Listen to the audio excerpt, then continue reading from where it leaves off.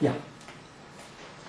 Yeah, we're here in San Mateo at Draper University. It's a new building site for Tim Draper's company, and he's going to explain what it is. And then he's going to answer some questions for the Anza students and basically the rest of the world about e-commerce and the sort of some of the riddles that need to be solved if you're going to do it.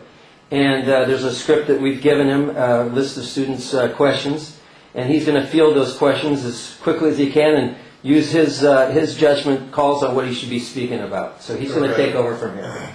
Great. Hi, I'm Tim Draper, and I've had 27 years in the venture capital business, and we funded a lot of e-commerce companies. But what we're doing here is we're starting a new school for entrepreneurs. So any of those of you who are potentially great entrepreneurs starting new businesses and you want to take 8 weeks to sort of learn something about being an entrepreneur and challenge yourself, apply to Draper University. It's www.draperuniversity.com. So now you have asked me some great, intelligent questions, and I'll try to get you some good responses. Why did you or your company choose to go into or utilize e-commerce? Well, we kind of fell into it because we didn't really, as venture capitalists, we didn't really participate in e-commerce except as investors and board members of e-commerce companies. And e-commerce has taken so many twists and turns along the way that we were fortunate to be investors in Hotmail, and it had a wonderful marketing tool to spread throughout the world. I came up with this idea to say, get your free email at Hotmail at the bottom of everybody's email, and it was a way of spreading something like a virus spreads. I send you your email, you send it to your friends, and eventually everyone has it. So it was a very clever marketing technique, and people have used those marketing techniques for years. You want me to start over? No. Okay. For years now. So e-commerce is a great opportunity. Reaching the consumer is a great market. There are 7 billion of us on the planet. But if you start an e-commerce company, you need to make sure that you reach all those people in some way. And a great way to reach them is through some sort of a viral marketing where your customer becomes your salesperson. When did you open your business versus go online? Well, interestingly, when I started the venture capital business, that never really went online. We put up a website, but our goal there is just to identify those great entrepreneurs and help fund them. Here, though, we are making that determination at Draper University. We've started a school here, and we have a location in San Mateo. It is growing, and things are going quite well here. And once we get it down to a real science, then we're going to take it online. But not until we really get it down to a science. And so our decision to go online will be when we really nailed the model. We know exactly what we want to teach everyone and what they get out of it in the offline school before we go online. What is my educational background? I actually went away to high school. I went to Andover in prep school. Then I came back here and I went to Stanford and graduated in electrical engineering. That was a long time ago. Electrical engineering has changed a lot since then. And then I went back to Harvard Business School and got my MBA. And so that's my educational background. What marketplace do I serve? I serve a couple of marketplaces now because I still have my venture capital business, and it serves entrepreneurs. We serve entrepreneurs and we serve limited partners. Our limited partners are our investors. The venture capital business works like this. We go out and we raise money from wealthy people and from big institutions. And we put that into what's called a blind pool. And it's blind to the investors. And the reason it's blind is that those investors don't want any liability on anything that we do.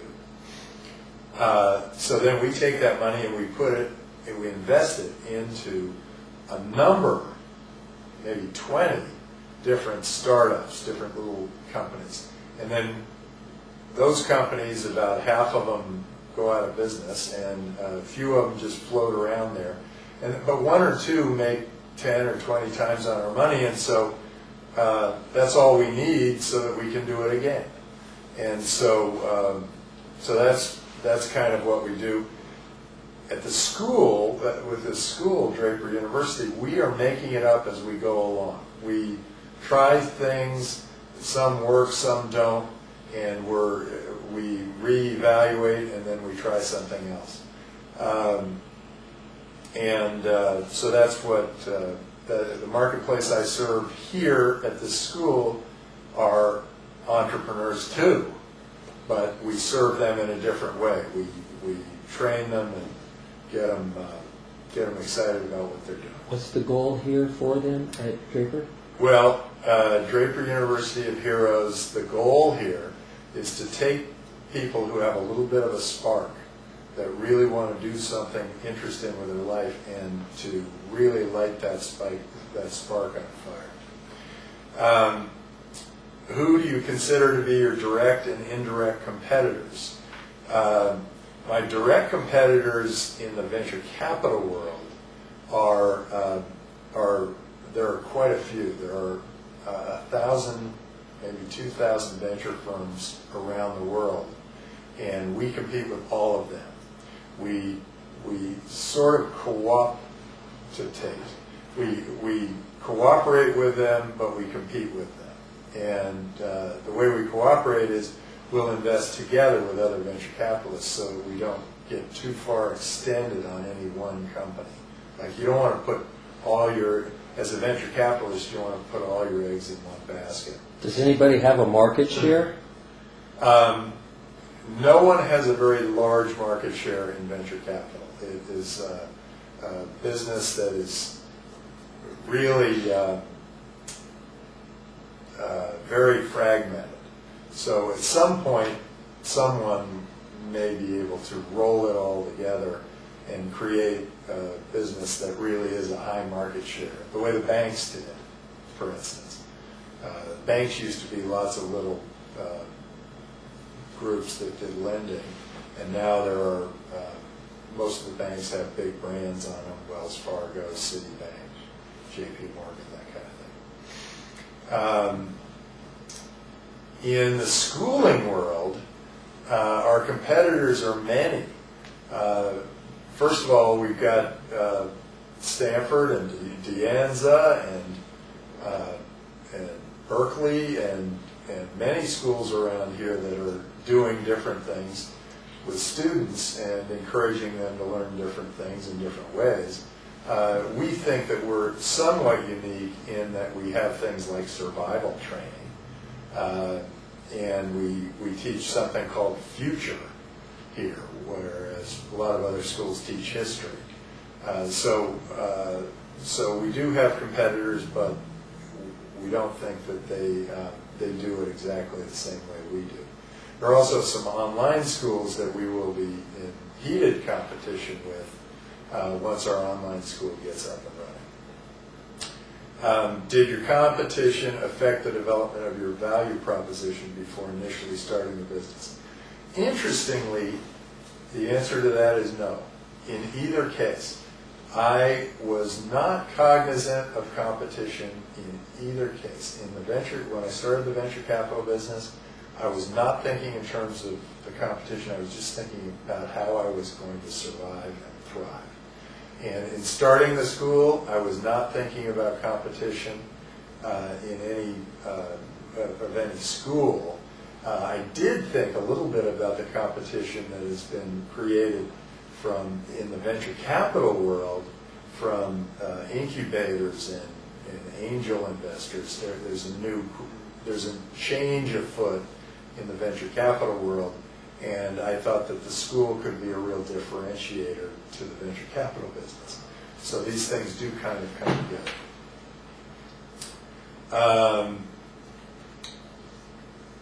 Somebody asked what special advantages does your firm bring to the marketplace. I think we are very innovative. We try a lot of interesting things, and we make a lot of mistakes. Was personalization or customization of your product something you wanted to emphasize as a business objective of the company? We try not to personalize and customize, but if you're creating a school, each student is very much personal, and the product really does have to be somewhat customized to them. And we're going to try to automate all of that, but when you're dealing with people, they are each very much individual and very hard to turn into a standard product. And in the venture capital business, that is very much a personal business. It's all one-to-one. It all has to do with how you bond and communicate with the entrepreneur that you're thinking of funding. Are there any unique business objectives that you felt important in building your site? Now here you're talking about a site, an e-commerce site. We have not built our site yet. We built a site for the venture capital business. And there are a few things that we're going to play around with when we build the site for the school. And we haven't nailed them all down, but we definitely want to make sure it is very unique, frictionless. And that, I think, if I gave you one piece of advice on e-commerce, it is to make it frictionless. Steve Jobs, when he came up with the first iPod, he said every time an engineer came to him with a new product, he said, I just want one button. One button, that was it. And what he was really telling them is, I want the customer to be able to use this product by just pushing one button. If you can get whatever it is you're doing down to 0 buttons, that's even better. But you do not, your average customer is not an engineer, does not want to filter through a lot of things. They don't want to fill out forms. They don't want to have to do a lot of things. So make it so that your customer shows up at your site and everything happens for them. I think that would be very helpful. Would you say that there's been any interest for you to add video or audio content to either your VC site or your university? Yes, our university for our online product is going to require a lot of video. In fact, we have shot hours, years, days and years of video here at the university because we have some really interesting speakers that come, and we want to make sure that those moments are captured, and then those moments will then become a part of the online university. And so video turns out to be very important there because I got Elon Musk to come speak to our group, and we opened a school. We opened our school while he was launching the Tesla S car, and that was a moment that will never be repeated at the school. We might get Elon back, but we'll never have that moment again. And so for our online people, I think allowing them to experience that in at least in video form, I think would be a terrific thing. Are there any unique business objectives that you felt important in building your site? Yes. For the school, I want the site to look and feel as much like being at the school in real person as it can be. So I want the site to feel as much like a person, like a personal experience, as if these people came to our school. How much manpower did I need? Interestingly, you don't need as much manpower to get your job done as you think. I have done a lot of things myself.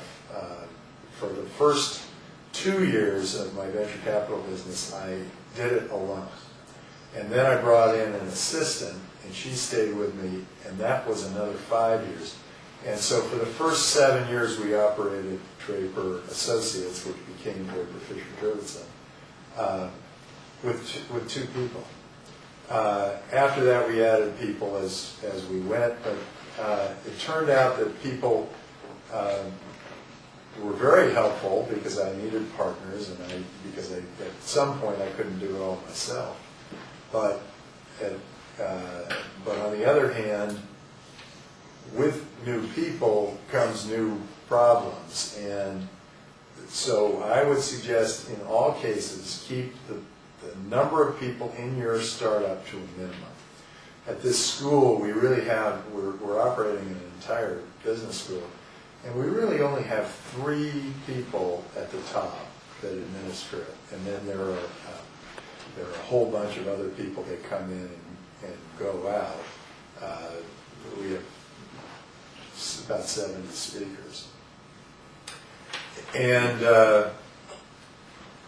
okay, let's see. Has my business ever considered going into Ecommerce, or do you already that division set up with your business?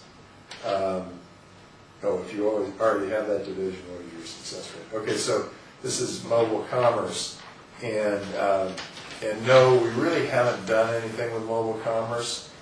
Many of the companies we invested in are mobile commerce companies, and I would encourage anybody who has a website to also have a site for mobile. I don't think you can do one without the other anymore. I think you actually have to have them come. You need both, and you need them to communicate with each other. What are you doing in terms of security to protect your company as well as your customers? Interestingly, we do have security issues here at the university. A student lost a computer, and we started to work very closely with the police, and they have a very short time response, and so that was like personal security. If you're thinking about security like breaking into the e-commerce site and somebody from Ukraine or Brazil somehow figuring out how to break your code and steal from you, that's a much more complicated problem. And fraud detection is an ongoing battle for all e-commerce sites, and you should be aware of that. And that part of your business could be something that you buy from somebody else. How do you know whether the service you're getting is even a valid price structure? Like if you're basically doing $1 million worth of business, and you're trying to project maybe 10% of it is fraud, I mean, what kind of prices are you having to pay for that kind of service? Right. Okay. Well, yes. If you have a big fraud problem, you will have to raise your prices so that you can make money, because the fraud problem could cost you a lot of money. There's an interesting statistic that when Costco had people pay to be members of Costco up front, they eliminated all the theft. They have very little theft at Costco because thieves don't want to pay money for things. They're stealing things. And so where Walmart still has what's called shrinkage, which basically means people have stolen things or broken things, Costco has very little shrinkage because people have paid the $50 to join, and the people who pay the $50 are generally honest because they're willing to pay for the service. Let's see. What are your payment methods currently used? Oh, interesting. Another great question. Our school has just become the first school ever to accept Bitcoin for our tuition. And we're very excited about that, and we've got a guy who just paid it. In fact, this is hot off the press. We've just announced it, and that is a currency that I have a lot of confidence in. In fact, I have more confidence in Bitcoin than I do in a lot of government-backed currencies. And it's appreciating in value, and I looked at it and I thought that's kind of an interesting opportunity. We do something else too. If you can't pay the full tuition up front, we'll do a layaway plan with you. Or we say that we'll take 2% of your income for the next 10 years. So there are a lot of ways for people to pay for tuition at Draper University. Are there qualifiers? It's probably not as much an appropriate question for venture capital. That's a little bit different, how payments work. Yeah, there are qualifiers. We have a tough admissions policy. It's hard to get in. But if you get in, there are a lot of ways to pay for it. Who is your target population? What method do you use to determine a suitable target population? I'm going to answer that with regards to Draper University of Heroes. Our target population is people 18 to 28 who have a little bit of a spark, and maybe they were straight A students and they have this great idea, and maybe they weren't, but they have this other thing. They've got this creative side, or they've got this very ambitious side, or there's something to them that has this special entrepreneurial thing. We kind of look for that in the applications process as much as we do how high your grades are or where you go to school. And our target population is any of those people all over the world. 18 to 28 from all over the world, those are the people we go after, entrepreneurs. You have four. And it's a similar target population to the target population we have in the venture capital business. We are looking for those extraordinary individuals who are going to change the way we all live and operate. What's the far commute for someone to come here so far? Oh, well, we have 2 people from Egypt and 3 from Estonia in the current class. We got 14 different countries represented. How'd they learn about it? All over. They learned about Draper University from a whole bunch of different places. Some through a Bloomberg article, and some through friends of friends, or we did a pilot program, and the people who were in the pilot program loved it so much that they told their friends about it. That's our favorite marketing tool. You get a very satisfied customer, and then that satisfied customer passes the word on to all of their other friends, and then you get a lot more. In fact, we've had a lot of, like, the brother went to the pilot, and then the sister goes to the first session, and then now their other brother wants to go. So that kind of thing is happening too. What are the greatest? What are your marketing strategies? Have they changed since the business first opened? Interestingly, in the venture capital business, I was the first venture capitalist to think in terms of marketing at all. They were a very small little club, and people engineers might have known how to reach them, and they kind of knocked on each other's doors to try to find each other. And then I realized that there are great ways to market, and so I started doing that. I was pretty effective at it. It helped me raise money, and it helped me find entrepreneurs, and it helped the entrepreneurs I found become bigger and better companies because we were well marketed. The school, we are marketing by word of mouth. We are marketing by some advertising, and a lot of PR, and that's what we're doing so far. The online school will probably have another piece of it, probably SEO, marketing. There probably can be other types of marketing to get the word out online. Is there a mascot? Actually, we got a song and a credo and Superhero mascot? yeah. Well, we are. This is Draper University of Heroes, and the superhero theme is throughout the whole place.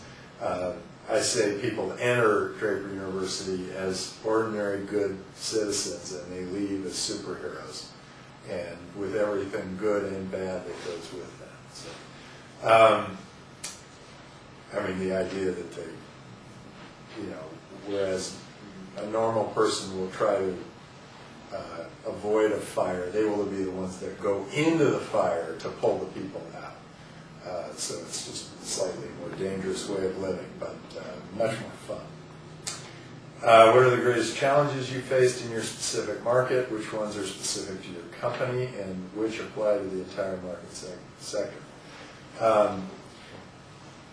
Most of the problems and challenges that I have faced have been people-oriented. They have been less market-oriented. The venture capital business, there is a market for venture capital. The education business, there is a market for education. We just want to be the best at both of those. We want to be the best venture capitalists and the best education system. And in order to do that, we really need just extraordinary, highly motivated, creative, driven people. And those are the people I like to work with, and those are the people that get a lot done. And I think that's nothing special about that. Just get really good people around you. How has the company developed differently from how you initially envisioned it? I think, talking about the venture capital business here, it became bigger and more interesting and more complicated than I ever imagined it would become.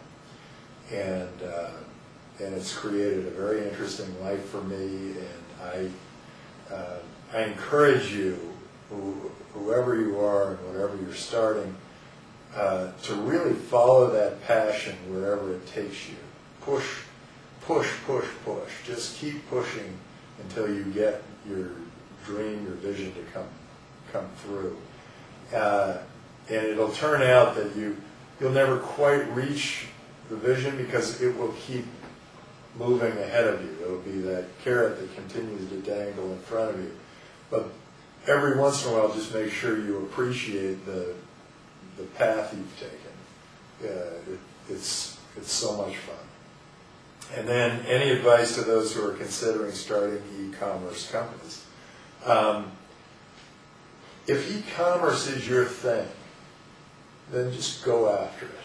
But if you're going to start an e-commerce company, what you're probably doing is selling something.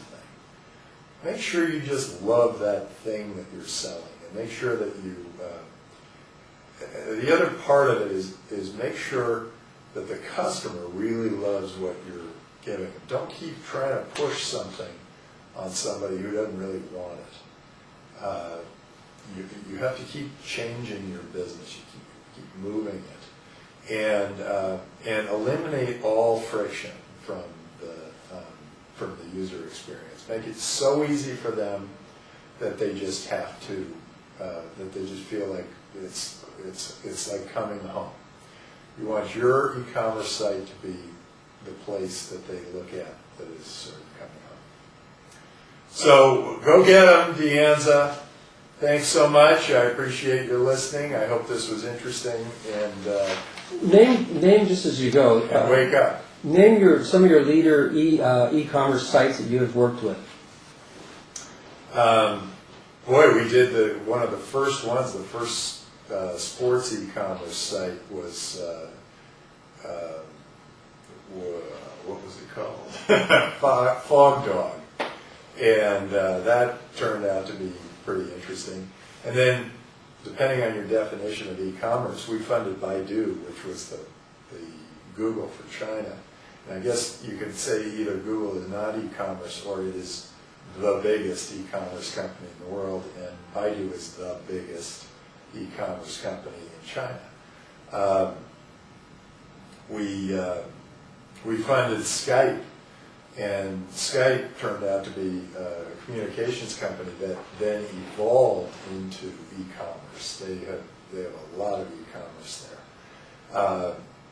All of those are interesting examples for you because what they did was they had a new business approach. They had new models. And then e-commerce was an outgrowth of it. It was a way that you could make money once you had that audience. Your biggest challenge, by far, in e-commerce is how do you reach your audience? How do you get enough people to look at your site so that you can buy stuff? Oh, in passing, is e-commerce applied to Tesla? Tesla was so clever. This is another situation where the business model was so good. We funded Tesla, and everybody thought it was crazy to do a car company. I mean, there was the DeLorean and all those other. There's a graveyard of all these failed startup car companies. Tesla was different. They figured out an e-commerce model, and here's what it was. You no longer need the auto dealer. They sell them all through the website, and you pay in advance. So the model was perfect. They got paid. In fact, they got paid 3/4 of the money because there was such a long line to get a Tesla. They got paid 3/4 of the money before the car got delivered. So this helped them cash flow their business. They were able to go out, get all this cash before they even were able to ship a single car.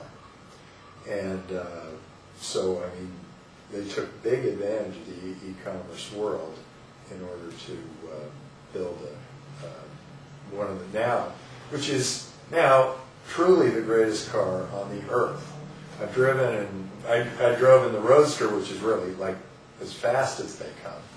But the S car is the best car on the road. In fact, I'll never go back to gas. It's cheap to operate. It handles just like a dream. And you sort of feel like you're a college, when you're driving, you sort of feel like you're a college football player on a grade school field. Anyway, thank you very much, Anza. Go get 'em.